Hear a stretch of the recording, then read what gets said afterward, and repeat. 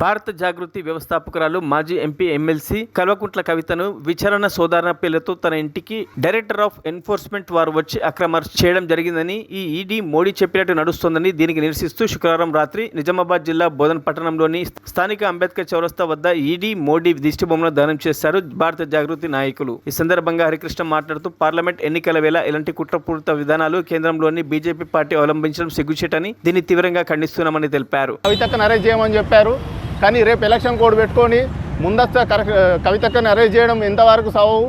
ఇది మొత్తం రాజ్యాంగ విరుద్ధం. ఇది బీజేపీ రాజకీయ కుట్రలో భాగంగా కవితక్కను అరెస్ట్ చేయడం జరిగింది. దీన్ని తెలంగాణ ప్రజలు ఏ కోసానా కూడా క్షమించరు. రేపు ఎలక్షన్ కోడ్ పెట్టుకొని హుటాహుటిన ఒక ప్లానింగ్ ప్రకారం వచ్చి ఈరోజు కవితక్కను అరెస్ట్ చేయడం ఎంతవరకు కరెక్ట్ అని మేము తెలంగాణ వ్యాప్తంగా తెలంగాణ ప్రజల తరఫు నుంచి మేము కోరుతున్నాము. రేపు ఎలక్షన్ కోడ్ పెట్టుకొని అసలు ఏంటి అరెస్టులు ఏంటి? ఒక ప్లానింగ్ ప్రకారము ఆల్రెడీ ఒక ఫ్లైట్ టికెట్ బుక్ చేసుకొని వచ్చి మరీ ఏదో విచారణ పేరుతో ఏదో ఐటీ సోదాలు అని చెప్తూ ఆల్రెడీ ఒక ప్లానింగ్ తోటి వచ్చేసి కవితక్కను అరెస్ట్ చేయడం. మరిన్ని అప్డేట్స్ కోసం మా ఛానల్ని సబ్స్క్రైబ్ చేయండి.